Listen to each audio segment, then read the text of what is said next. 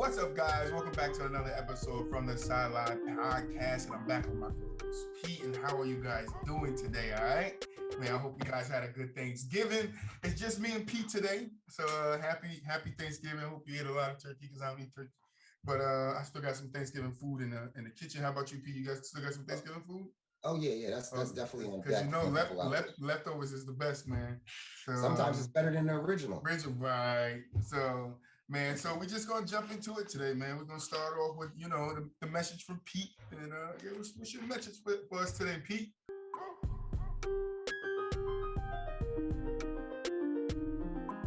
Yeah, what's up, everybody? Once again, thank you for tuning in. We're having so much fun doing this, guys. We really are, and it's so grateful to be here each and every day and be able to talk sports and do something that we love to do. So I really hope, and we really hope that you guys are enjoying.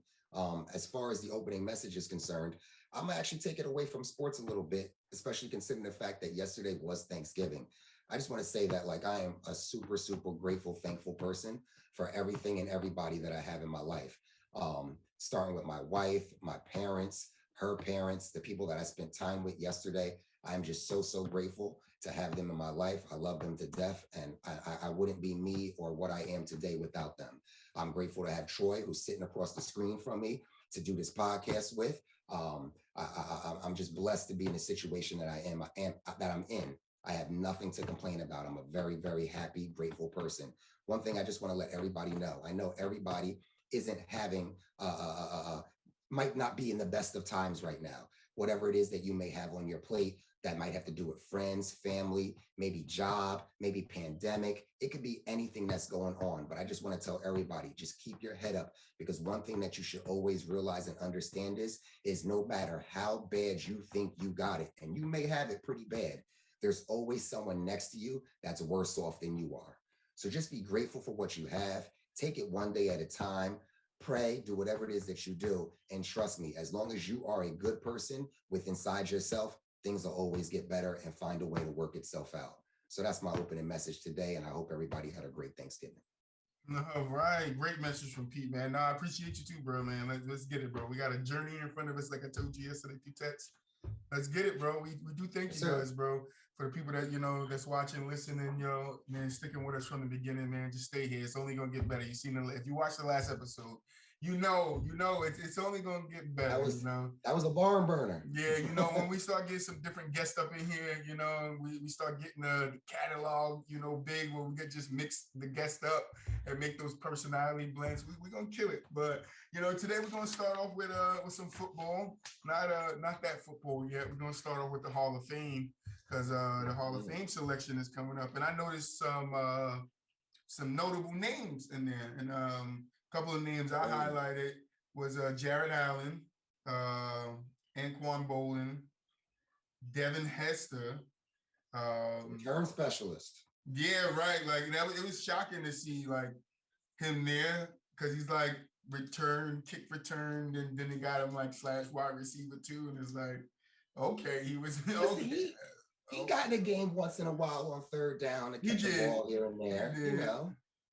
We got Andrew Johnson, Robert Mathis. I got Steve Smith, Hines Ward, DeMarcus Ware, Reggie Wayne, Vince Wilfork, however you pronounce it, Patrick Willis, and then I got Darren Woodson. Any other noticeable names to you besides those guys? And what do you think about those guys? Yeah, those guys are great, man. The list is really good. It's a really long list, so all these guys are not going to get in on this opportunity that they have. Right, oh my gosh, there's a lot of names that you hate to leave off the list. The NFL and the Hall of Fame's got a hard job on their hands. It'd be nice if everybody could get in. I mean, Ricky Waters, Reggie Wayne, Darren Woodson, Rondé Barber. Just looking at Rondé Barber. I mean, he deserves so much credit, because it is very tough to be a good, serious cornerback in this league at the size he was. I mean, you got wide receivers that are 6'3", 6'4", 6'5", and can jump out the building. And Rondé Barber was not even 6 feet tall. You know what I mean? Having to guard these guys. So he was a beast. Devin Hester, Torrio, Andre Johnson. When he was with the Houston Texans, man, Andre Johnson was a dog, man. Yes, he was. I mean, he caught everything thrown in his area. Listen, DeAndre Hopkins learned from Andre Johnson. DeAndre Hopkins' first couple seasons in the league, Yeah, Andre Johnson was the guy.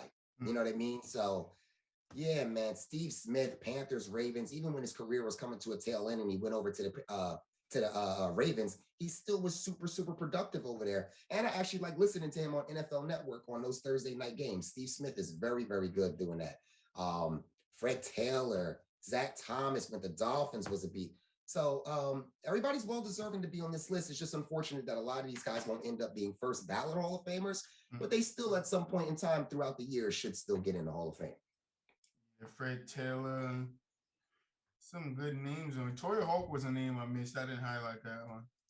Should highlight okay. Eddie George. Oh yeah, listen, and yeah, with the Rams, man, he was a beast, man. I mean, you know, we got listed on here all the other teams that they played for, but really these guys all stand out for one team that they played for. Yeah.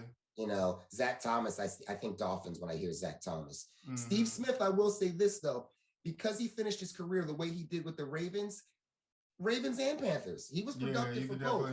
You could definitely say he had a career in both, like a good stint in both most of teams. But yeah, I just when the list get thinner, we'll address it again. But yeah, some noticeable names on here. I would like to see when it gets thinned out who's there, and then we could address it. We could get back on it. And you ready to move on? Let's get to the next topic. All right, guys, we're starting a new segment here, right? And we was gonna have our guest here, but we'll do it next month on the next episode, which will drop Tuesday. It's called Pat Yourself on the Back, bro. So what that means is just, you know, something you previously said from the previous week. You can bring it back up and just give yourself a pat on the back for it. That's it. Yeah, so let's kick it off. Pete, you kick it off since this is actually your idea. I want to hear what you got, what you patted yourself on the back for, Pete. Well, even though this is the first time that we're doing it, I'm actually going to pat myself and I'm going to criticize myself a little bit. Because listen, sometimes you're right and sometimes you're wrong. And it's funny because it's one game and it's in a connection with each other, kind of, because they actually just played each other yesterday. I know nobody missed that game. It was the best game yesterday.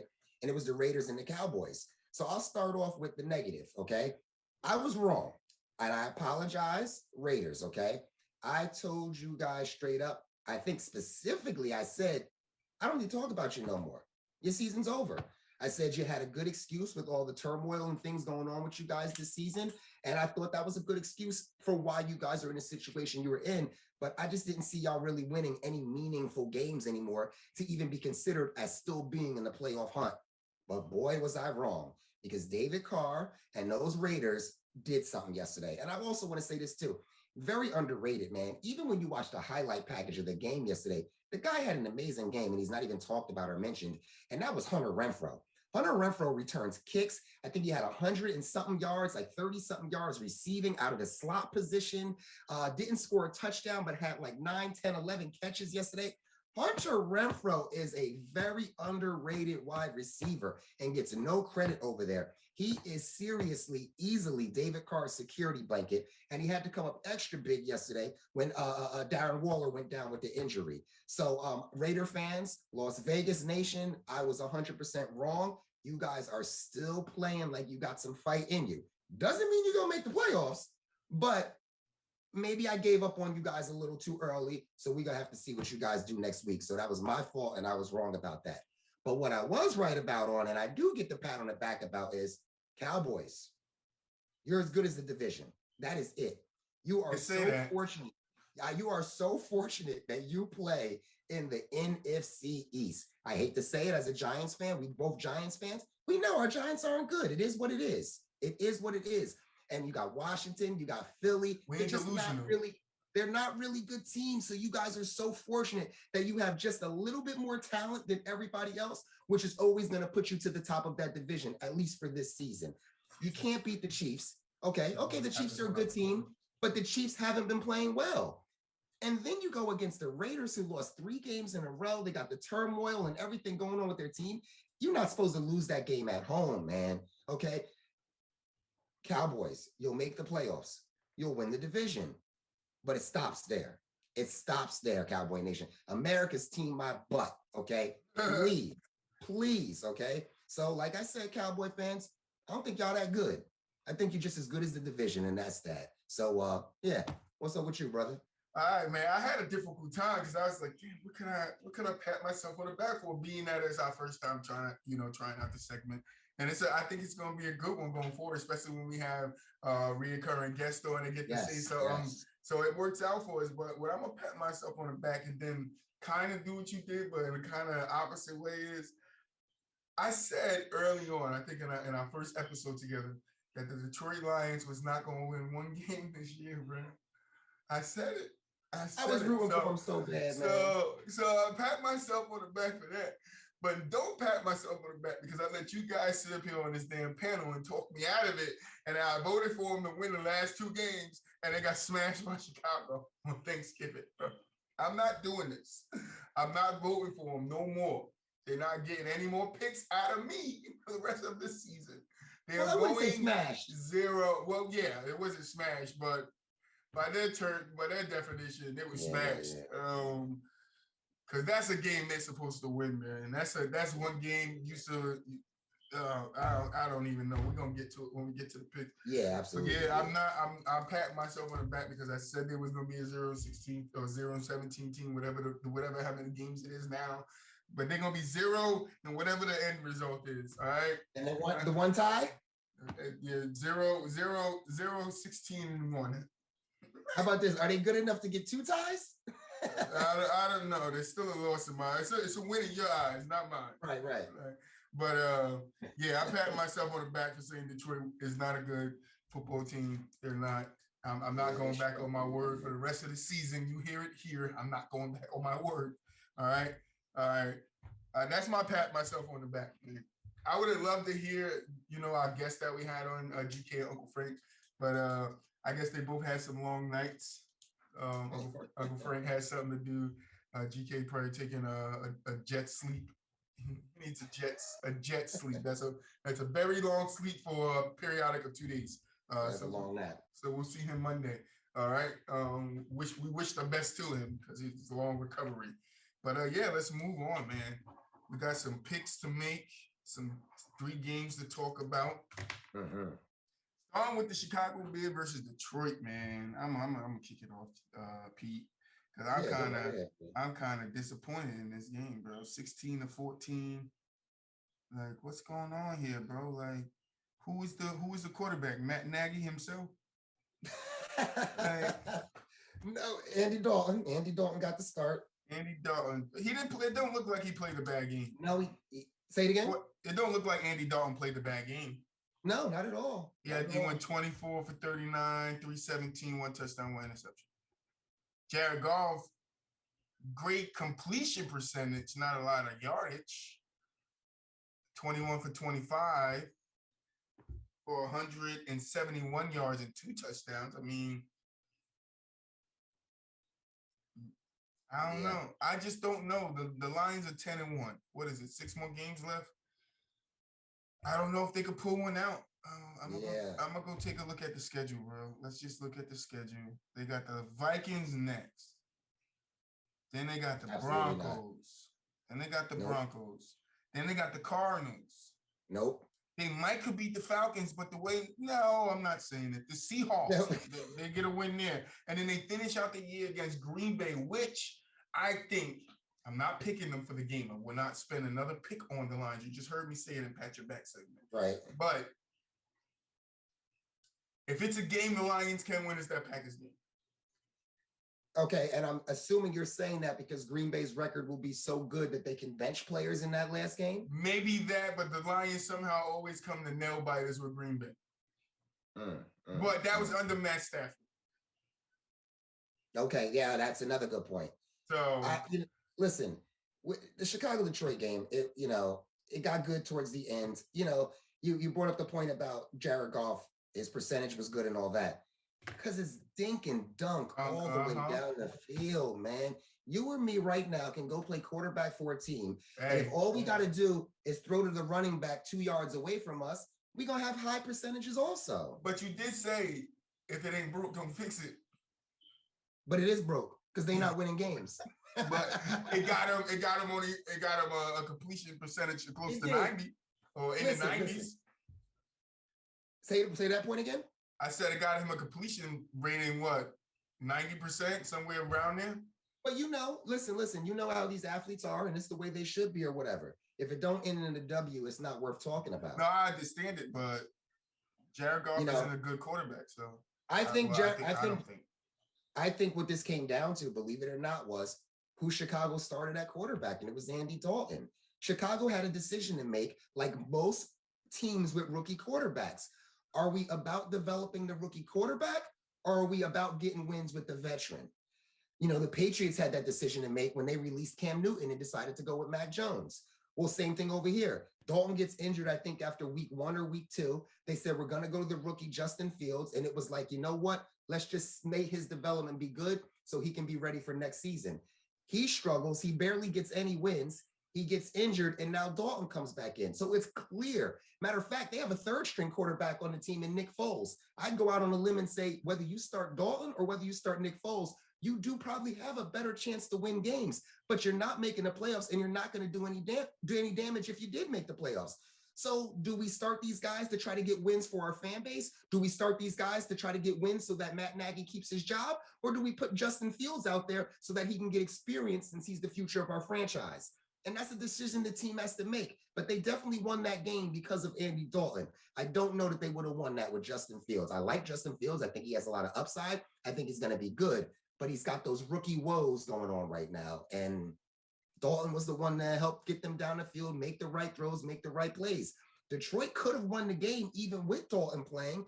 They just don't throw the ball down the field enough. They don't got enough firepower. Swift got injured throughout the game. Hawkinson, who's probably their best catching player on the team, even though he's a tight end, he only had 3 targets and 3 catches. Now, that could be because of the defense that they're playing on him, but 3 targets is not enough for a guy that's as good as Hawkinson. I mean, there's fingers to point all across the board at Detroit for not winning. There's fingers to point at Chicago for only winning by 2 points. Yeah, it's a close game. I mean, towards the end, like you said, but they're two bad teams. I mean, one bad team. 2 bad teams. That's it. Yeah, that's and it. I just think the Lions are showing that they're a worse team. That's it. And I think that's why I'm going to stick to for the rest of the season that the Lions are going to go 16. There's only 0-16-1. There's really honestly only one big winner here, and that's Matt Nagy, because he gets to keep his job another week. Matt Nagy's the big winner here. Hey, maybe and you not. can tell in his press conference. Monday is right around the corner. Maybe not. He might not be there Monday. Have you ever seen a guy get fired after a win? Yeah. You have? Yeah. After a win. Okay. Maybe. They do that all the time. Well, how about this? I can tell you right now. I'm telling you what your pat yourself on the back moment is next week. If Nagy gets fired after a win, I will pat you on the back for that one. Nagy, somebody said it. Somebody said that they just didn't want Nagy to be fired before Thanksgiving. So. Oh, okay. Monday is like the weekend after.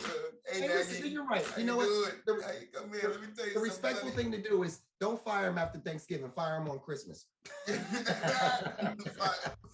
Fire him the day of Christmas at the game. Kick him out the stadium. But yeah, moving on to the Raiders and Cowboys, which was a good game. I actually had the pleasure of catching it from the end of the second. The second quarter, so I caught the whole second half. And I could just tell that the Raiders was going to win the game. Not because they were up, because Dallas did wind up storming back, tying the game up. But even when it was tied, and I'm like, the Raiders is going to win this game. So let's talk about the fourth quarter, because that's the most important thing that I took away from the game. It was about 3 minutes, 50-something seconds left, 3 minutes, some change left. What did the Cowboys do? They go down and they score a touchdown, quick ass touchdown, a quick touchdown. And I'm saying to my mom's husband, like, bro, don't go down and score a touchdown. Run clock. You gotta run clock here. I know you want the 2-point conversion, and you want to have time just in case you fail, but you gotta take time off this clock. It's too much time on the clock to put it back in the Raiders' hands and then think they're gonna make a mistake when the game is tied and they gotta win. What does Dallas do? They go down, they score a quick touchdown, get the 2-point conversion, and then leave all this time on the clock. What do the Raiders do? They go down and then they tie the game. They kick a field goal. I think Right. when they went down and kicked the field goal to tie the game up. I think it was 30 to 33 at that point. Okay. Like, what are you doing there? Like, that's a coaching problem. Like, you got to manage clock there better in my eyes. Oh, absolutely. Yeah, clock management is huge in a situation like that. Like you said, giving a team too much time. The only time I don't say maybe you didn't give a team too much time is if the team needs a touchdown to win. But when all you need is a field goal to win, come on, guys. These field goal kickers got legs these days, Like, man. they miss a lot. And I just love the sequence at the end. He goes to kick it, they ice him, right? Right. Then the next play, the guy Off jumps sides. off sides, Right. He kicks the ball, and that one misses. I think it goes in. He makes it. Then the next time, the guy runs off sides again and gets in his face, and then that one misses. Then they come obvious. down, and then they come down and do it one more time, and he smacks the game winner. Like, I did not like that sequence. I'm like, why he's jumping on sides? Like, he's trying to get the count, but he's mistiming it way hard. Like, it's easy to know, like, all right, the first time he did it, he's probably going to do it again. So let me just hold count. Right. And I'm going to get him on sides again. And then you wind up giving them a first. If now, if you have a greedy coach, you're like, all right, that's what you want to do? I actually like touchdown. Well, I actually like the decision. I thought too, like, all right, you gave us 2 offsides. Now we just got moved up 10 yards. Yeah. We have the first down. But when you're around a 25, 30, just kick it. 30 yard, just kick it, man. Just kick it. That's what I was saying. Just kick it. Why risk a bad snap? Why risk a fumble if you hand it off? You're obviously not passing the ball. No. So why even risk it? So I actually like the decision to kick. I actually want to say I'm mad at myself because I left in the middle of that game, my in-laws' house, to come home. Now it's only a 15-minute drive after leaving, Thanksgiving dinner over there. But when I came home, for whatever reason, I didn't have no type of sense of urgency as far as getting to the television. I let the dog out. We fed the cats. I put my pajamas on. I put the leftover food in the refrigerator. So I was taking my sweet time. Meanwhile, there's a good game taking place that I'm not watching. And by the time I got upstairs and had the PJs on and had a little snack in front of me and, whatever, next thing I know, oh, shoot, 5 minutes left, 30, what? So I'm very mad that I actually missed, some very good parts in that game because when I left, it wasn't, as tight and as close as it was. No, it looked like it was a blowout. And then Dallas, I give Dallas credit. They did storm back and put themselves back in the game, but then they just couldn't get it done. They had a 3-and-out, I think, at the end of the game, which put the ball back in the Raiders' hands again. Like in overtime, like you have a 3-and-out, and then you put the ball back in the Raiders' hands. The punt was a very good punt though. In overtime, he punted with that punt was very good. Oh yeah. He kicked it a good distance. Dak had a play when they first got the ball. It was 3rd down. He had a nice little easy pass for the first down. He underthrew it and threw it behind the guy. It dropped to the ground, and then they had no choice but to punt. Then you got the bad pass interference call that got the Raiders all the way down the field. The guy never turned around and made a play on the ball. But he was getting abused all game. But so from my eyes, I thought it was a PI because you have to turn your head around and see where the ball is, and you cannot touch you can't touch the. Are you saying it was? It was pass interference, absolutely. Oh, when I said it was a bad PI call, I meant on the player's part. Oh, okay. Because no, my mom's husband was trying to tell me that was a PI. I'm like, no, absolutely. He's touching him before the ball gets there. That's a PI. See, the normal pass interference that we're so used to seeing is, I'm grabbing, I'm holding, I'm pulling. No, that actually wasn't the case. But he ran into the dude, and on top of that, you never turned around and look at the ball. Oh, he didn't know where the ball was, and then he didn't know where the ball was. That's a pass interference. That's pass interference, absolutely. But it was a good game. I give the Cowboys credit for coming back, but I mean, Cowboys are doing what they always do. They're 7-4 right now, but I mean, that's 7-4 with 6 games left. Let's go see who their opponents are. We got to. They have now. Saints, here's the thing. Washington, Giants, Washington, Cardinals, Eagles. So Cardinals is going to be a tough matchup. The Saints might be a tough matchup if the Cowboys don't go in there with their heads on. Both those Washington games and that Eagles game is going to be a tough matchup. I'm not going to say the Giants game is going to be a tough matchup because we ain't looking good. We just fired out OC. I don't know if they're going to come in and try to implement another offense. They're going to try to keep that one to work it out. I don't know what the Giants are going to do. I don't think the former Cowboys head coach should have been our own offensive coordinator. I all. totally did not understand that hiring at all. From the jump, I didn't understand that shit, but the only Giants logical thing to hiring him was the fact that he came from the Cowboys, so maybe he can give us some insight or some input. No, but then you make him like an assistant of an assistant of an assistant coach. Right? Not the OC that calls the offense for Danny Dimes. Like, no, I don't like that. You need a coach in there that understands Danny Dimes can get us a damn offensive line, and then let him work and let him like give him opportunity to show growth instead of putting him into predicaments where he can struggle. Like that's on the coaching too. That falls on Jason. Dumbass. Go ahead. Listen, anything can happen, to be honest with you, because Dallas don't look good lately, and Philly's been looking pretty good lately, and Washington has too. But I'm still going to say, like I said earlier, I do think Dallas is going to win the division. But the thing about it is, the one thing that it gives you with winning the division is the fact that you are guaranteed, even if you have the worst record out of the two, you are going to get yourself a home playoff game in the first round. But hold on a minute, Dallas. You got 2 bad home losses to the Broncos and now to the Raiders. So does home field advantage really do much for you? Because those were 2 home games that you were not supposed to lose. Denver is not that great, and we already know the Raiders were not that great. So in all honesty, you winning the division and you getting a first-round home game, you might get knocked off at home in the first round against whatever wild card team it is that you play. In all honesty, because this was a bad one for you guys. It really was. Okay, now, did the Raiders play like a team that has been as bad as they were or that lost 3 in a row? No, that looked like a completely different Raiders team, even though the defense wasn't that great, but the offense was clicking, boy. The offense was clicking big time. The defense struggled in that last 5 minutes, the last six minutes, because still allowing Dak, but then, you know what, I wouldn't even say they struggled in the last 5 minutes, because maybe it was their plan to let them score as fast as they did too. That's a possibility. Because that's a strategy, give up the touchdown. That's why I was telling my mom's husband, like, you got to understand. He said, "Nah, you don't give yourself up." I'm like, "Yes, you do." I said, "Why do you think when it's in the clutch, a running back will sit down?" He said, "That's different." I'm like, "Nah, you're supposed to stay in bounds and sit down to keep that clock moving." Like, I just think Dallas needed to run more clock there, and maybe we don't go into overtime, and maybe Dallas completes the comeback. But I mean, I don't know. Dak missed a couple throws, man. Dak throws the ball too much too. Like, well, the running game wasn't clicking at all yesterday. I think each running back. You can't. I'm not gonna say the running game wasn't clicking when neither one of them had over 40 rushing yards. Neither one of them had over 40 rushing yards. Most of Zeke's damage was done in the screen game. He had 6 catches and a 1-yard rushing touchdown. I want to look at this. All right.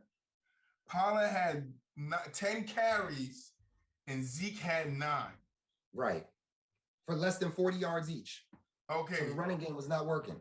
Nah, like you got to give Ezekiel Elliott 9 touches. That doesn't sound crazy to you? So he's been complaining about a knee injury for the last couple of weeks. Okay, so then you put the ball in Pollard's hand. Pollard is a good running back. I'm not giving them. I'm not going to sit here and be like, all right, the running game wasn't working when you only give your running back 10 touches.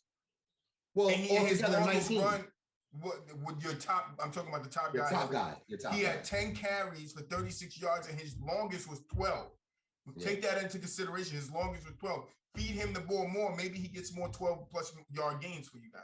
Maybe he puts you in a better predicament down the road instead of making Dak throw the ball 47 times. Well, a lot of times the game script and the way the game is going now makes you change your game plan, and now you got to pass more. No, that's true, especially when you're down. And they did get back in the game, so I can't hold them. But I'm just saying, as strong as a running core that Dallas has, in the clutch, they got to run the ball. And I get Zeke's hurt, but Pollard is a good running back. You got to give him more than 10 touches. Yeah. Listen, Zeke, if you're not healthy, go sit on the sideline, let Pollard take over. Yeah, let him get some work. And I'll be honest, ready for the playoffs. Neither one of them ran the ball great and had a lot of yards. And I get it. They didn't get a lot of carries to prove themselves. But Pollard right now just looks way more explosive. Okay, maybe Zeke needs a week off. Okay, you see what Pollard did? He ran a kickback yesterday too. Unreal. Okay? Oh yeah, that was nasty. 100 yards. Listen, once they backed up where the kickoffs are, as we know, most kickoffs are all touchbacks. Most guys don't even bring the ball out no more. We might get 1, 2, 3 kickoff returns all season long out of every team in the NFL nowadays with these kickoff rules now. And That was a heck of a 100-yard run back yesterday There by was. Pollard. It was. He was out of there. He was out. He was running. He was running to his mama's house for the sweet cooking, bro. He was trying to get up out of there for Thanksgiving, bro. Listen, but then Pollard they has got a up future, out man. of there. Then they got up out of there. They turned the tables on him. But let's so I had Detroit, if you guys didn't know, and then I had Dallas, and then I had Dallas in this game. So those were 2 losses. But getting to my 1 win for Thursday, we had Buffalo versus the Saints, and it just was an easy game to call. Yeah, Buffalo was struggling. They needed a get back game. This was their get back game. Allen throws 4 touchdowns. Trevor Siemian, you know, isn't I don't know what you guys think of him, but yeah, he isn't your first option, man. So I expected the Saints to lose that. They needed Jameis Winston. If they still had Jameis Winston, bro, they still be killing it right now. Because I think Jameis getting that eye surgery really helped them out, stop throwing those interceptions, and actually seeing his damn wide receivers and where they at and where he need to put the ball at. So I'm gonna judge the Saints off next year. If Jameis can stay healthy, then I'll judge them off next year. But I had Buffalo winning the game, so great job, Buffalo. What you got, Pete? Yeah, of course, Buffalo all day. As far as New Orleans is concerned, I think we've now seen 2 to 3 weeks now with Trevor Siemian. I'm ready to go for Taysom Hill. As a matter of fact, Taysom Hill just got a brand new extension. I heard he was still a little banged up from the concussion he had got a couple of weeks ago or whatever. Mm-hmm. So now this week, let's start Taysom Hill. Plain and simple. I don't need to see Trevor Siemian anymore. Put Taysom Hill out there, okay? Because to be honest with you, from what I'm hearing, it's not a foregone conclusion that Jameis is going to be back with New Orleans next season. Yeah, that's true. So to be honest with you, from here on out, we know Taysom Hill is on this team next season when you just gave him a contract extension. I heard it was for like a ton of money based on what position he plays more of, because, you know, they let Taysom Hill do a little bit of everything.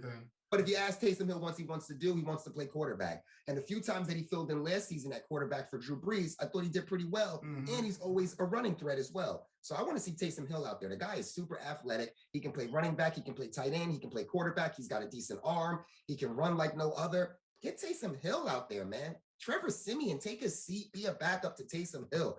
Get Taysom Hill out there. That's who I want to see. He's much more exciting to watch, and he probably can bring you more wins. Yeah, and the real quick too, he was competing with Jameis for the starting job this season. Yeah, he was. That's true. I mean, they had him for so long; they must see something in him. So, absolutely. But P, who you taking in the Cincinnati-Pittsburgh game? I got Cincinnati. Oh, I struggled with this pick, man. I really, really did, because I get it. Pittsburgh is not the Pittsburgh they used to be, especially when you're talking about Ben Roethlisberger. Cincinnati looked good at the beginning of the season, then they threw up some duds. I'm going to go opposite of you on this one, man. I think Pittsburgh, Deontay Johnson,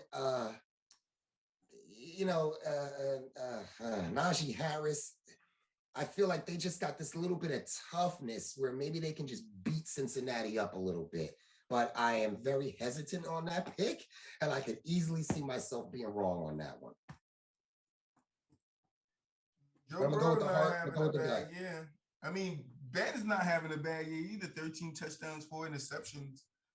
I mean, but how much has Ben's been hurt a little bit, right? He's been banged up. That's the thing. When you hear 13 and 4, you're like, oh, that's not bad or whatever. But I mean, come on, a 10, 11 games into the season, and a man's only got 13 touchdown passes. I mean, we know how good he was, so it's like this is a huge fall off from what he used to do. I mean, I hope he's out of the league next year, to tell you the truth. I think there's no knock against Ben, but I just think the Steelers are hurting themselves by keeping Ben around, man. I think last year should have been his last year, and they should have tried to draft another young quarterback, because the ones they got before that is duds, and then need to let those Mason Rudolph is not the guy.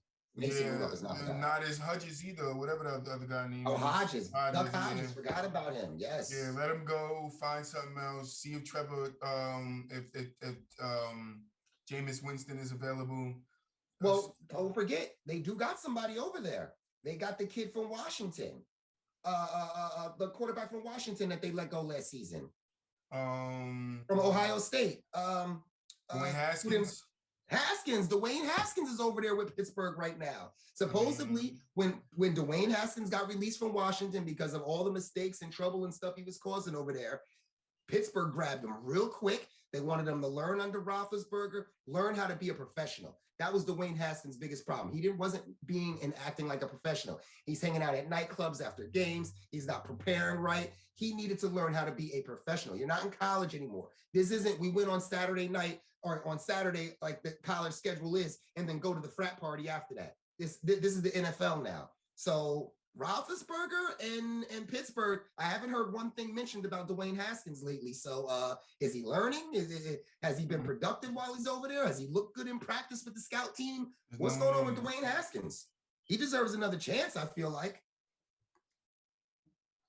I mean, they're both in their last 5 of the same record if you including the Steelers' damn tie as a loss. 2 losses, 3 wins in the last 5. I mean, but the interesting thing to me is that Ben is questionable, Ebron's doubtful, TJ Watt is questionable, Joe Harden is questionable. So Steelers got some injuries they're dealing with. Cornerback, linebacker, that their best tight end isn't in the game, even though Ebron drops a lot of passes. And then Ben might not even play tomorrow. So yeah, he had a questionable tag on him. And then what is, when you bet, is it the negative is the one that wins or the plus? The negative is your favorite. All right, yeah. So Bengals are favored by 4. So. Yeah, I'm going Bengals. All right, so Tampa Bay, Indianapolis game. I'm taking Tampa. Yeah, I mean, we know how good the Colts have been playing lately. I kind of jumped on the Colts bandwagon, beating Buffalo last week and things like that. The one thing I'll say is, Tampa Bay obviously is the better team, but the way Jonathan Taylor's playing lately, the way the Colts have been playing, the way Carson Wentz has been playing, and that defense over there is unbelievable. I don't see Tampa putting up a lot of points on them. I really don't. I think Indianapolis defense, if they're going to win the game, will be what keeps them in this game, man, in that running game. As a matter of fact, I would sit here and say that Indianapolis probably has a better defense than Tampa does, to be completely honest with you. They both got great offensive lines, but I like the Colts defense way better than I like Tampa's defense. But Tampa does have the better offense, although the Colts have the better running game. This is actually a good matchup. It's just you want to give it to Tampa Bay because, overall, Tampa's Tom Brady, Super Bowl champs, better record, picked to do a lot more. But hey, this could have upset written all over it. But okay, I'll go Tampa. But don't forget, I said that could be a possible upset. All right. So we got Carolina, Miami. I'm going Carolina. Cam Newton gets his first win. Yeah, I agree. I want to see, and I'm rooting for Cam anyway. So yeah, I like that. Absolutely. Totally agree.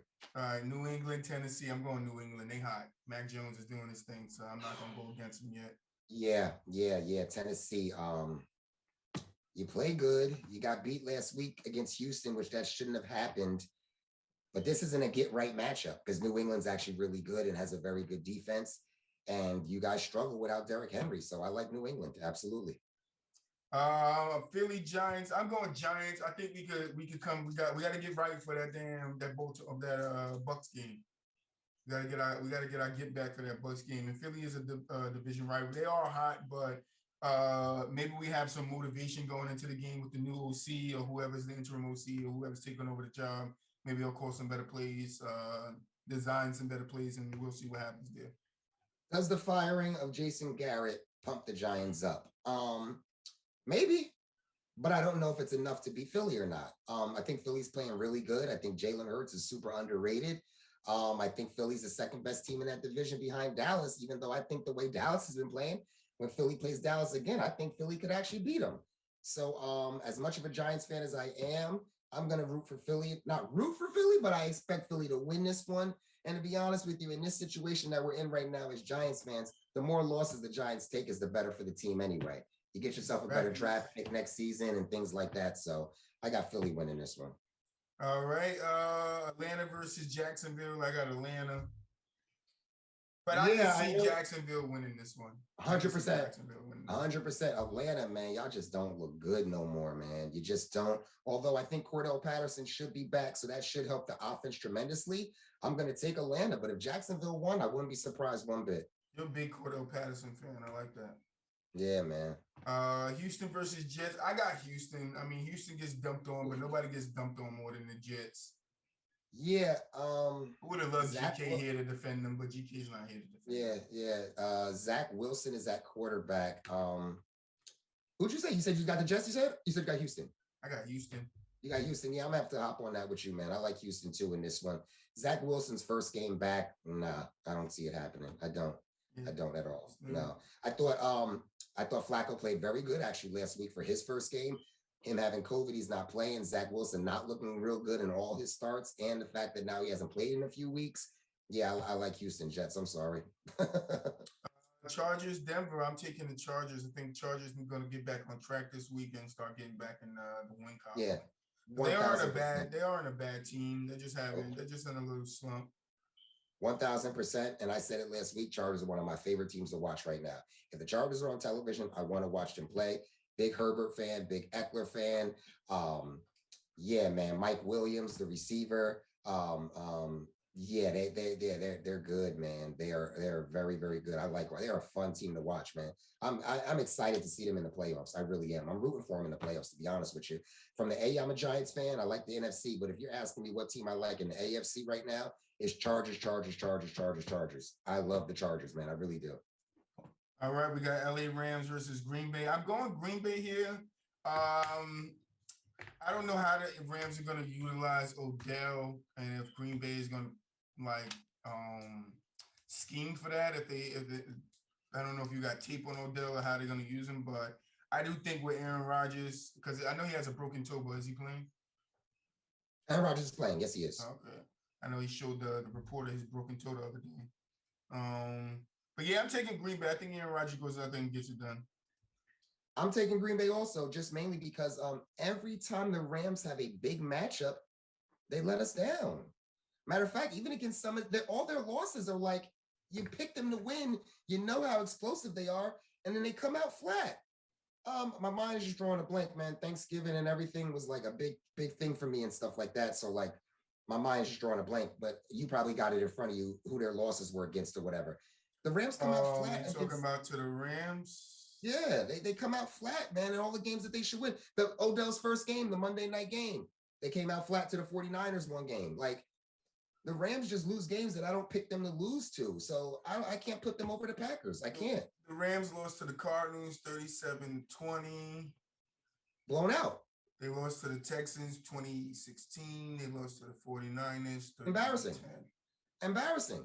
Those are two teams that you're supposed to beat. Now, Arizona's good. I got that. But come on now. If you call yourself a Super Bowl team, if you call yourself a Super Bowl team, you should have played the Cardinals way closer than losing by 17 points. I'm sorry. Who did I have in that game?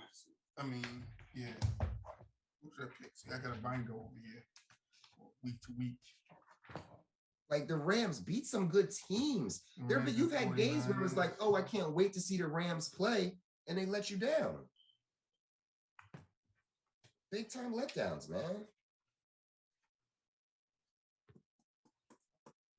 So yeah, absolutely. I'm all over the Packers for this one. Oh, yeah, and the Packers played great last week. I picked the Rams for that one. But yeah, Rams got to get it together. This could be the get back game, but I think Green Bay ain't gonna let it be a get back game. They'll figure a way to win it. So we got Minnesota and San Fran. I'm going. You like that? I'm going Minnesota. Minnesota, you guys. They're getting high a little bit. Yeah.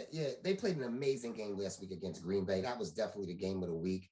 I wanted to say that the Rams-Packers this weekend could be the game of the week, but that Dallas Raider game was so doggone good yesterday, that'd be tough to top. So I'll just say that the Rams-Packers will be the game of Sunday. But as far as the Vikings, you played so good. Don't come out flat against the 49ers this week. That win against Green Bay last week means nothing if you lose this week to the 49ers, man. Come on, guys. Pull it together. I'm picking you like my man Troy did. I got the Vikings winning this game. Well, then we got Baltimore versus one of the best quarterbacks in the league, according to GK. He's a future Hall of Famer, according to GK. Baker Mayfield. Multiple Super Bowl MVPs, according to GK. Baker Mayfield. Baltimore versus Cleveland. I'm going Baltimore, even though I could see Cleveland winning this game and Baltimore not on the A game. Can't go in Uh, there. You can't you can't think that just because Cleveland coming to you that it's gonna be an easy game. They still got Nick Chubb, so you got to find a way to stop that damn run. And if you can stop that's that it. run, you know Baker gonna make mistakes, so just let him make his mistakes. Yeah.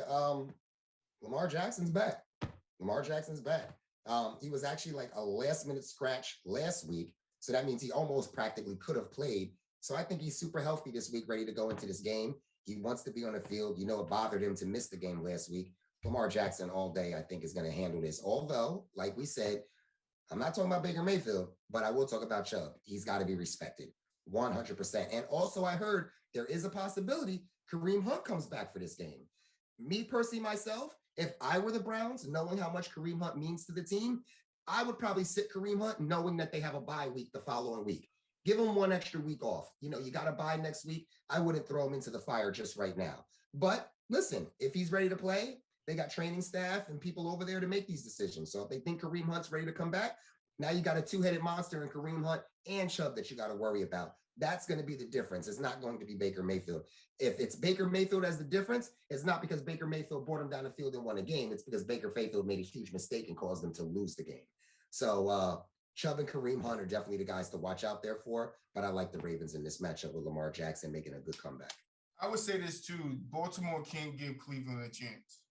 They have to put him away and put him away early. Knock him out. Yeah, they have to put him away early because Cleveland, because the key with about Chubb, they can run themselves right back in the game. Because that's the thing. If you put them away early and you get yourself a big enough lead, then Baker's forced to start throwing the football. It's tough mistakes. To go with a running game when you're trailing by 2-3 scores. It's tough to run the ball then. So you want the ball in Baker's hands, having to make these big decisions, these tough plays with limited weapons as far as I'm concerned. Force him into early mistakes too. You got to force him into early mistakes. Force him to get pressure inside, force him out of the puck, force him to make bad throws, get some picks or some three and outs, and just make him frustrate him early and to throw him off his game. He doesn't like do well under pressure. Sometimes he shows he can, but he's not consistent with it. So I'm not believing in Baker. Baker got to show me something. He has a great team. He has a better team than a lot of these quarterbacks in the league, and he ain't doing nothing with it. So yeah, absolutely. But last game we got on Monday game, Washington versus Seattle. I'm taking Washington. Yeah, I agree. I said last week, I said the two teams I was done with was the Raiders and the Seahawks. I was wrong about the Raiders, and they played amazing this week. But Seattle, man, oh, goodness gracious. Could you win this game? Sure you can. I expect it to be a low-scoring game. But you do have Russell Wilson. You still got DK Metcalf. You still got Lockett. Anything's possible, but I think Washington's been really playing some underrated ball lately. I really do, man. They might even found something in their quarterback, Heineke.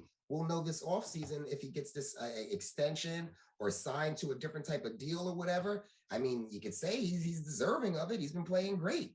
It might even have been a blessing in disguise that Fitzpatrick went down when he did, because Heineke is playing really, really good, man.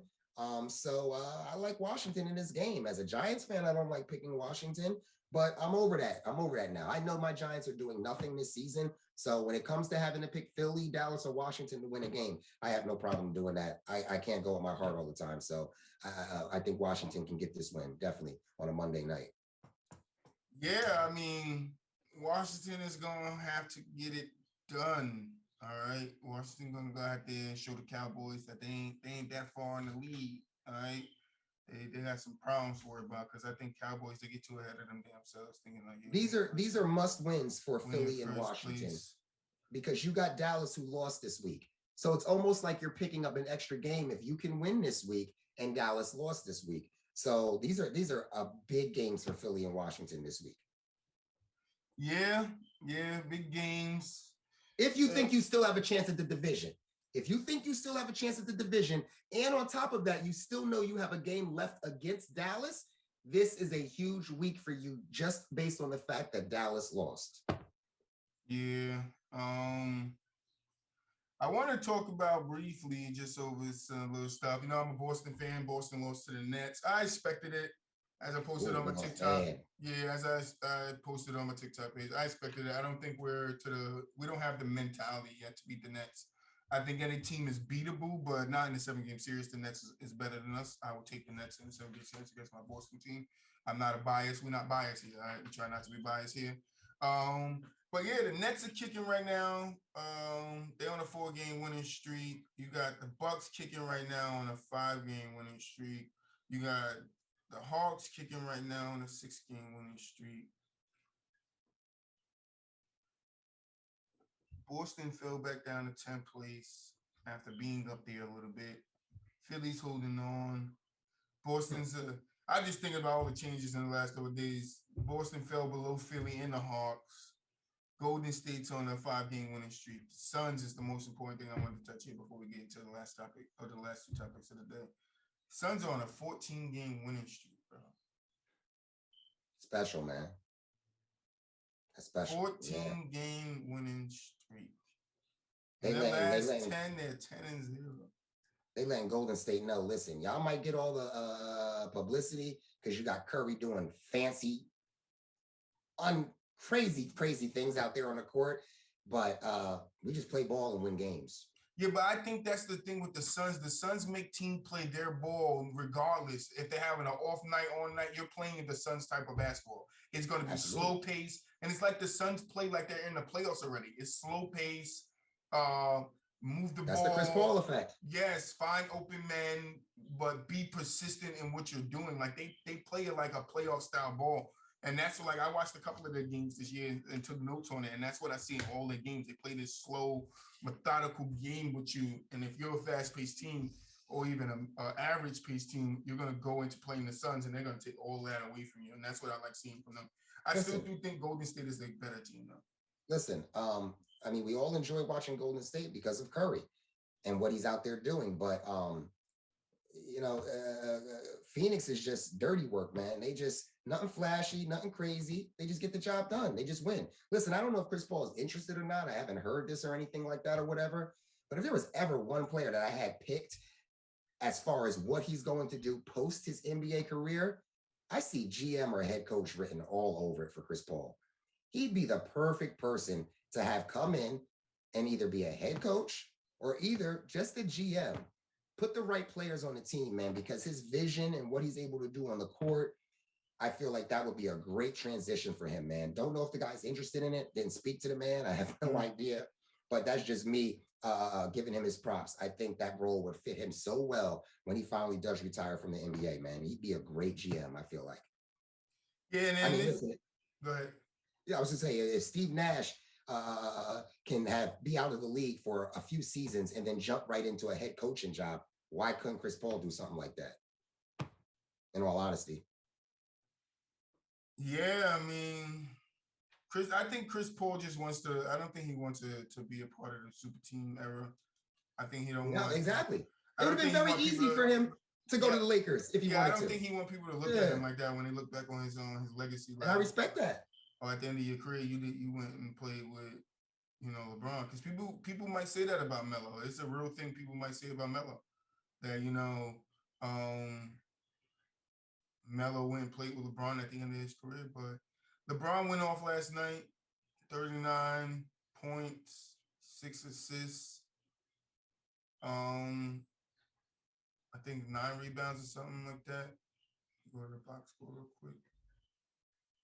You mean when he's not getting fans kicked out the game, right? 5 rebounds, 2 blocks.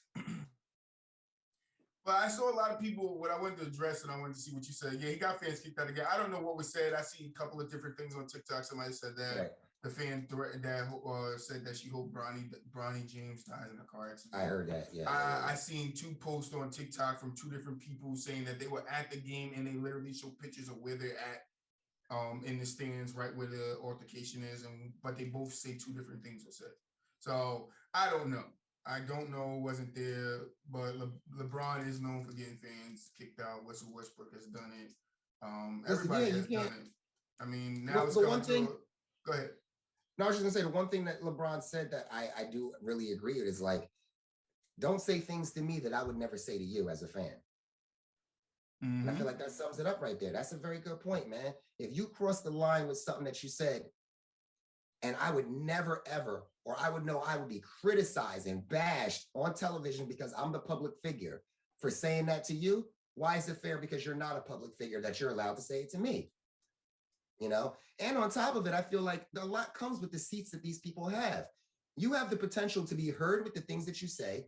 You have the potential to be on camera just based on where you're sitting at. So a level of professionalism needs to come in on your part as a fan just because you were able to hold down these seats. It's completely different if you're sitting at the top somewhere. Nobody's going to hear anything that you got to say. You could say the worst of the worst, the most racial things about the guy's family. You can say whatever you want to say. Nobody's going to hear you because you're all the way up top.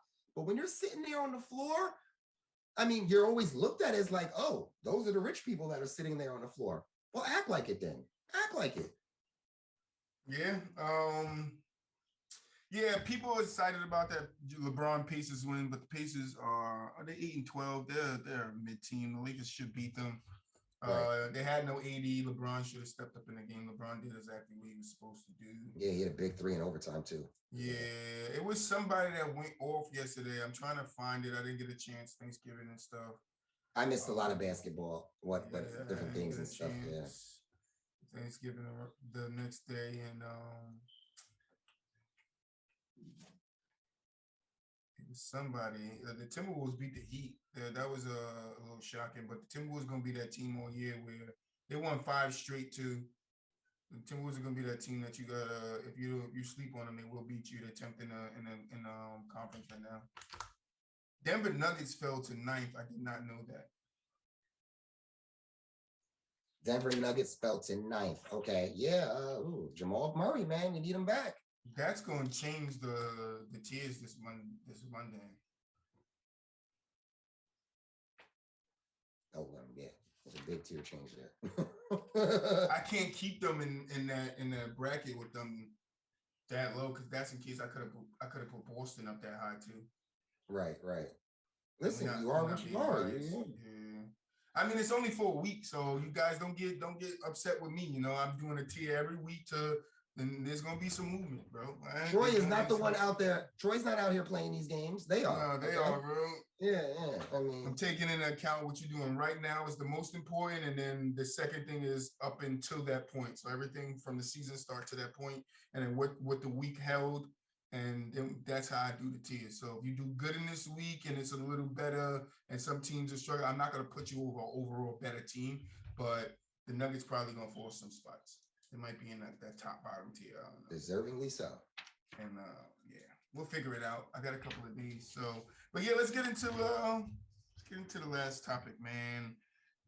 Yeah, NBA top 10 all players list. I said it weird, but top 10 all players of all time, all players of all time. Top 10 NBA players of all time. Would you like me to go first, or would you like to go first, Pete? After you, brother. After me, okay. So this is my top 10 list, players all time. All right. I don't judge y'all. Whoever you got y'all top 10, I got y'all top 10. You feel me? But my top 10 goes in order because I'm not scared to tell you my top 10 in order. Not saying nobody that doesn't is Shots scared. fired. Shots fired. It's scared. Shots fired. I know, I'm not saying that. I'm not saying, but I'm just not scared to put him in number because I know a lot of people be like, and I watch a lot of sports podcasts. That wasn't a shot at you. Pete took it personally. He said, nah, because I got mine in order. Nah, but when you said that to me, I was like, yo, a lot of people do that shit. A lot of people will give you a top 10. And like I said, it's not personally to you. I feel you on it. That you got it.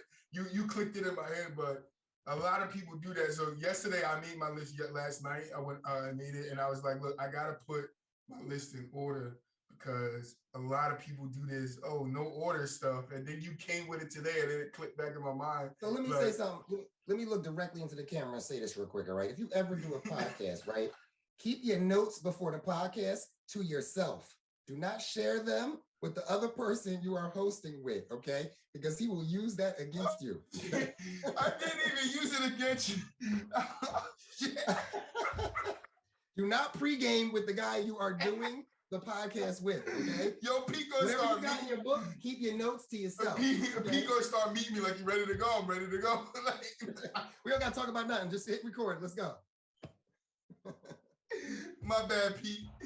Nah, it wasn't a shot at you. It just when you said on. it legitimately, like it clicked in my head because I've been having all these conversations on these damn sports groups on Facebook. Everybody crazy about top tens and then I'm like numbering them and they only stop at 7 and so I had to. That's what I was saying. You didn't let me get the rest of it out. But well, listen, I'm sure you agree. We want to make it perfectly clear that like whatever I say with top 10, he says with top 10 or whatever. If you disagree, go to the YouTube page, write some comments about it. Go to TikTok, our TikTok page. Let us know. We want to be engaged on what other people think.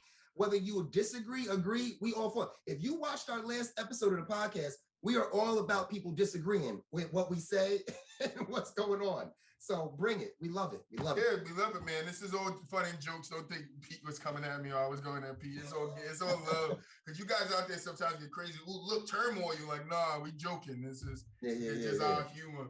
But nah, so Pete's right, man. If you guys got anything you want to come on, share your top 10 with us on the YouTube page, over on TikTok page, man. The links will be in the description of the video. I always drop them down there. But I know I'm beating around the bush. I said I got mine in numbers, but I started beating around the bush with my top 10. But my top 10 in order is Michael, Kareem. Now, this third one, I don't really think should be top 10 yet because his career is not done, right? I know a lot of people like including top 10 people who career is still going and their career could be still affected by a lot of things. But third is LeBron James, right? And the reason why, LeBron James is there is because he's that great on that magnitude that we already know he's going to be there. There's no question about it. So I couldn't deny that. And I had to put LeBron in there. After LeBron, I got Kobe, Magic, Bird, Shaq, Bill Russell, Tim Duncan, and then Wilt Chamberlain. That's my top. You said that really fast. All right, so Michael, Kareem, LeBron, Kobe, Magic, Bird, Shaq, Bill, Tim, and Wilt. Tim Duncan and Wilt. Gotcha. That's my top 10. Gotcha. Okay. You gonna elaborate a little bit on that, or you got? That's my top 10. This is my top 10. Okay. This is my top 10 list. The names on his top 10 list speak for themselves. Yeah, I mean, I had a conversation with a guy saying Wilt wasn't top 10, and I think we talked about this before we went live. And then I had another guy talking about he never heard nobody say Wilt isn't top 10. There's a lot of people that don't have Wilt in their top 10, bro. Like, there's a lot of people, especially these young people out here. You guys don't give Wilt the respect that he deserves for dominating a league just the same way Shaq dominated the league, just the way LeBron is dominating the league. Like, that's what Wilt did. You guys keep using this excuse that Wilt played against carpenters and they had jobs and they was plumbers. Nobody cared. Like, nobody cared. Yeah. What does that matter? All these NBA players today got rap deals and movie deals and do all these business deals on the side, sign up with all these sponsors. They got to do commercials. Like, what is that? Does that not count for the same thing? Wilt is one of the greatest players to ever play a game. He dominated his league. He could have been just like all the other players in his league, bro, but he dominated them. There was people just as tall as Wilt or just a little bit shorter than Wilt in his time, bro. He was shitting on him. I just watched a hook shot of his where the guy literally, it wasn't even a hook shot, it was a pump fake jump shot. And the guy was right there. I mean, right there to smacking the ball, and that double clutch got him to go down, and he smacked it. I'm like, yo, Wilt had skill. You guys just don't want to see it. So, so I'm gonna ask you one more time, right? Because I think we definitely match on 7. 7 of the guys you chose, I got on my list. But I don't have Shaq. I didn't have Bill Russell, and there's one other, and I didn't catch who the other one you mentioned. So say it to me one more time. I'm sorry. Jordan, Kareem, LeBron James, Kobe, Magic, Bird, Shaq, Bill, Tim, and then Wilt Chamberlain. Tim Duncan was the other one. Got it. So you don't got your 7 through. You don't got Shaq. Bill, I don't got Shaq. I don't got Bill Russell, and I don't got Tim Duncan. All right. So what's your top 10? Okay. No as order. He mentioned, no order. As he mentioned, mine is not in order. Okay, but we totally agree on Michael Jordan. We totally agree on LeBron, Kobe, Wilt Chamberlain, Kareem Abdul-Jabbar, Larry Bird, and Magic Johnson. There is no beautiful list. And a lot of people in the world won't even disagree with those 7 guys in there. You know what I mean? So absolutely. but I do got 3 other guys on the list. And listen, it's tough, man. You're talking about 5,000 NBA players, okay? And we're cutting it down to 10 people. 10 people. So, I mean, if we were talking top 20, top 25, we could fit a little more people in. Shoot, if we're talking top 75 for the top 75 anniversary, we fit a ton more people in. So we're narrowing this down to 10 people. So I agree. You want to continue it? Say it again? I said, do you want to continue it? Do you want to, on another episode, want to go 11 through 20? We could do that. We could do that. Absolutely. That'd be a good time for me to be able to add the guys in that I maybe left out or the guys that you left out. You know what I mean? Absolutely. Because listen, Shaq, Bill Russell, and Tim Duncan, they're not on my list, but I can't disagree with you. You didn't tell us who the other 3 were, though. Oh, yeah, I'm getting to that. Yeah, you beating around the bush. Yeah. So we both did it. We both was like, fuck it, we scared. So the first thing I'm going to give is a name that, like, I'm going to talk about in the same way you talked about LeBron James. You said people that are still playing the game, just mainly based on the fact that I feel like when it's all said and done, we know he's going to be there. That's Steph Curry, man. Yeah, I said it. I whispered it. Yeah, Steph Curry he's done too many things on a court that we've never seen done before. At his size, he can score from anywhere. Don't matter how far away. Don't matter if there's a hand in his face. Don't matter if his eyes are closed, if his back is to the basket. Don't matter if he's on a unicycle at the same time he's dribbling the basketball. It don't matter, man. So I got to throw him in that list. But then I got 2 other guys, and a lot of people might say, well, dang, how do you got them in the top of all time? But at the same time, I'm doing it based on, I just really like them. I really, really do. One of them is already in the top 75 based on the NBA. That's Pistol Pete Maravich. Pete Maravich, his handle, his dribble, his game. He did stuff in the NBA that people didn't even see before. He was one of the first not one of the first. He was the first player in the NBA to ever even get $1 million contract. And when he came over to the NBA, the players and the veterans were hating on him because he got $1 million contract and they had been in the NBA for more years than he did and were good players and weren't making that money. Pete Maravich just did some special things on the court. I know he's before a lot of people's time, but go YouTube him, go watch some documentaries on the guy. There is a reason why he got voted into the top 50 and still is in the top 75.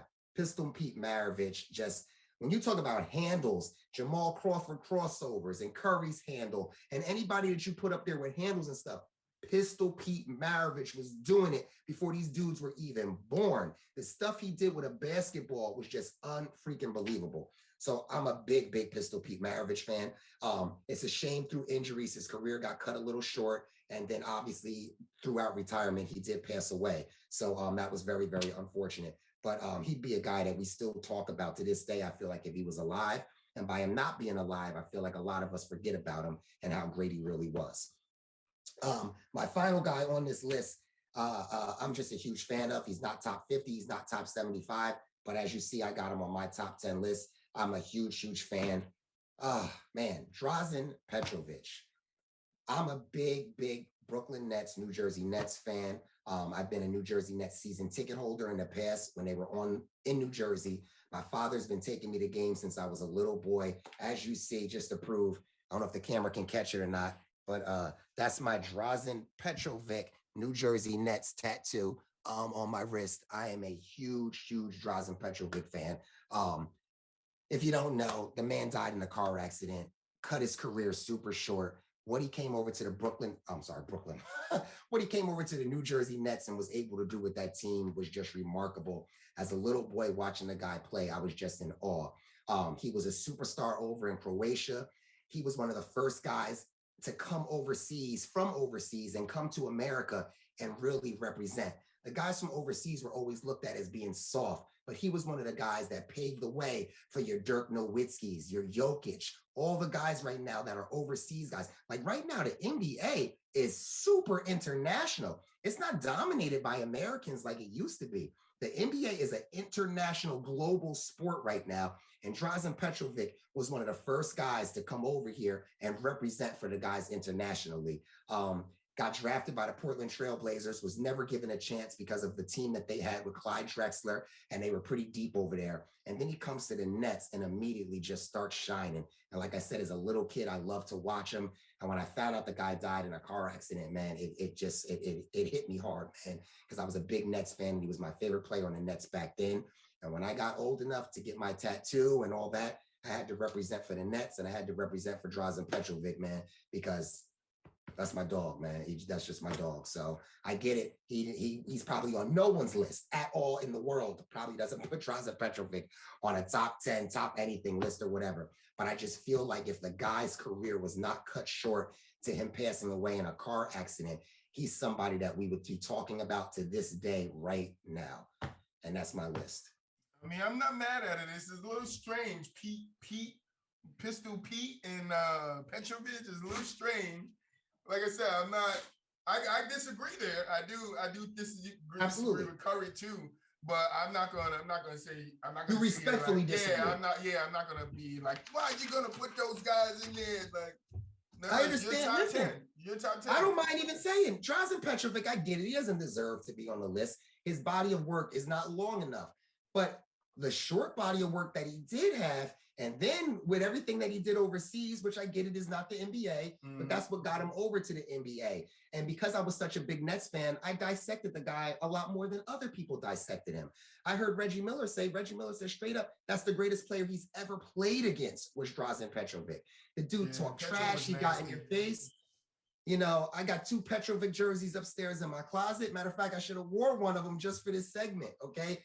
Yeah, but Drazen was my dude, man. I miss the guy a lot, man. I really do. Yeah. So yeah, we gotta continue. We'll go down the list, man. Maybe we'll do a top 75 list of our own.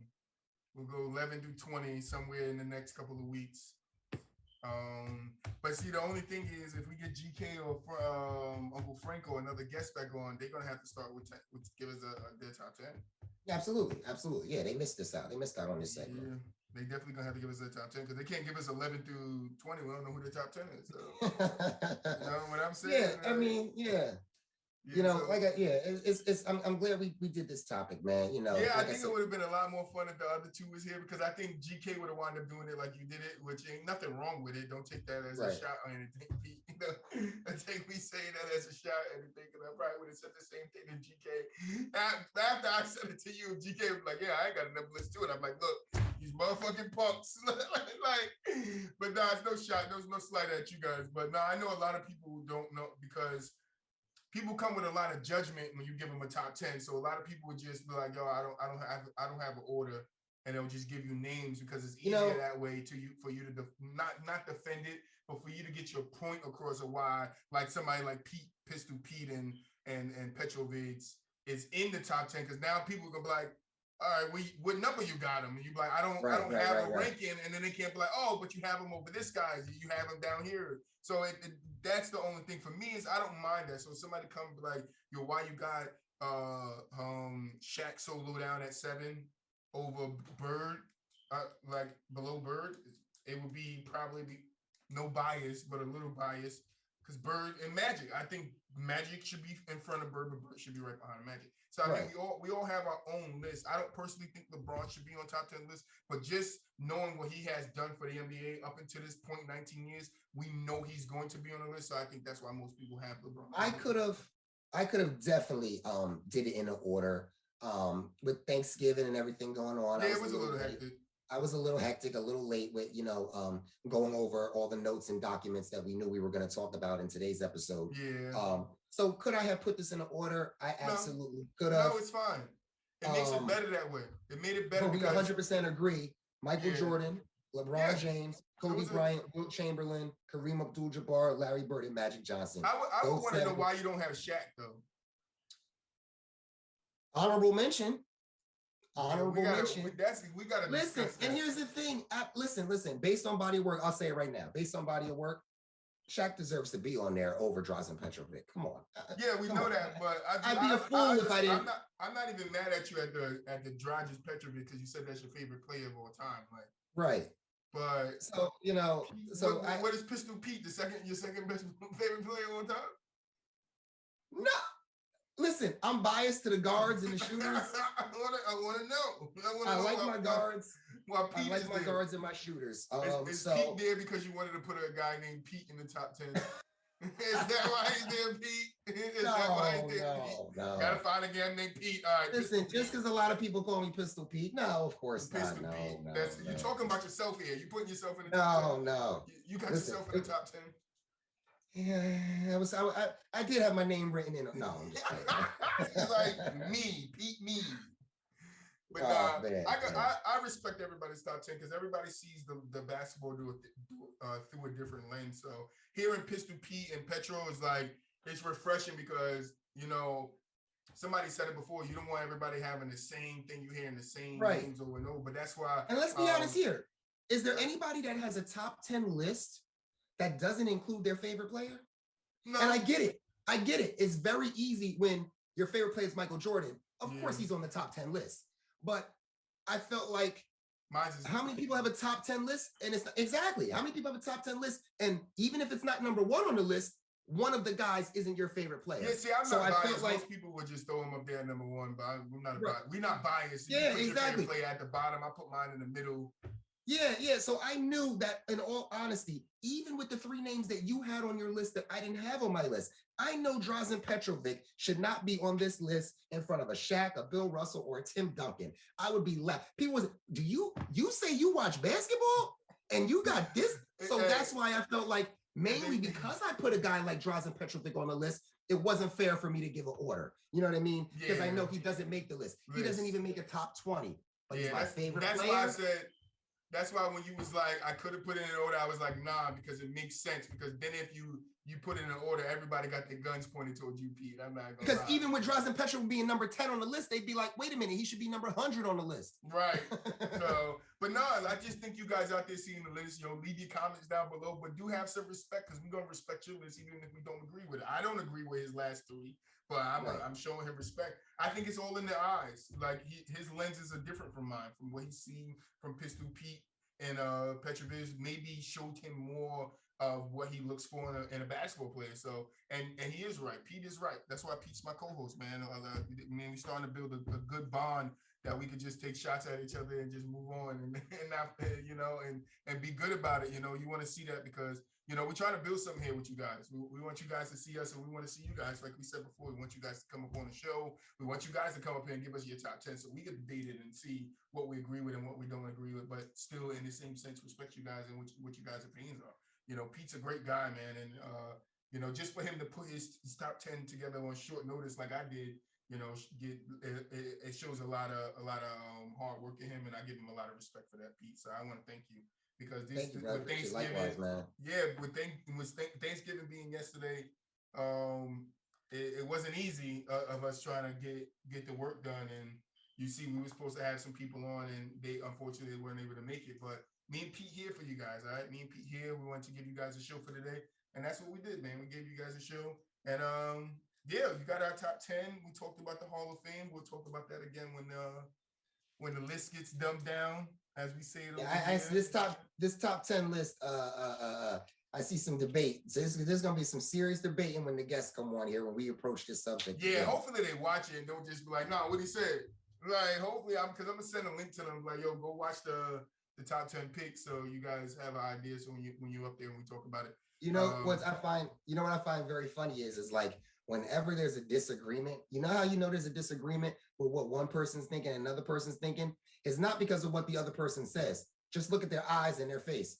When you see somebody go, or I mean, yeah. Like I be watching our podcast and it's so funny because all I got to do is look at one of the four boxes and look at a facial expression, and immediately that person is like, ooh. I'll be over here like, oh man, the facial expressions will say it all. Yeah, man, we have a good time over here, man. So if you guys do want to come over and be a guest on the show, do hit us up. You can hit me up on what can you hit me up on? You can hit me up on my Instagram, my Twitter account. It'll be linked down below. Yeah, you would have to hit me up because Pete's not that much into social media. I don't know if you said only Facebook, right? Yeah, I just got a Facebook page. Yeah, That's it, man. so you guys could contact me and then we'll get you up on here. Me and Peter. Yeah, we got a little. Well, I say we got it because I'm part of it, but that's Troy's the one, man. He got the TikTok page going, and we got our email and our YouTube and Spotify. So, like I told him before, in my Terrell Owens voice, that's my quarterback. That's right. That's my quarterback right there. That's my wide receiver right there. I just it is. And you didn't drop one pass yet, bro. You even just caught the bullet I just threw at you in this episode. You caught that shit and threw it back to me. It's like, let's get some more practice in. But no, I do appreciate you, man. This shit is fun, bro. We are, in my personal opinion, we're building a bond together. And when we build a bond together, we're gonna build a bond with you guys. And we want you guys to be a part of it, man. So like I said, any feedback, like Pete said, any feedback, definitely let us know, man. And I'll be right over on YouTube to answer you guys back. And yeah, figure out if you guys want to come on the show. We'll get you up on here, pick a date. Yeah, we open the guests, man. Unfortunately, next week we got Steph Curry dropping by. And the week after that, we got Michael Jordan as one of our guests. But we'll try to fit y'all in, eventually. Who's setting this up? Who's setting this up? No, we got the hood versions of Steph Curry and Michael Jordan. Yeah. We got Baker Mayfield will be on the show next week. Baker Mayfield will come on the show. I'm pulling him hard when he gets here. Not Baker Mayfield. A Baker Mayfield representative. He will be on the show next week. Yes. Tighten Up will hopefully be on the show next. Next week is Monday. And what's your final thoughts? Final thought. Wow. The list was great, man. Everything was good. Get ready for some football this weekend. We normally get the one Thursday night game. We were blessed to get 3 Thursday night games to get us going. Unfortunately, 2 of the games weren't that great, even though the first game was close and kept us involved. And I mean, listen, when you're a football fan, the games don't always have to be great. You're still going to be glued to the TV. I remember a couple of years ago, everybody talked all that trash about that Patriot Rams Super Bowl because it was so low scoring and there was a late touchdown finally scored. I don't even remember what the final score of that game was, but everybody's like, oh, there wasn't enough action.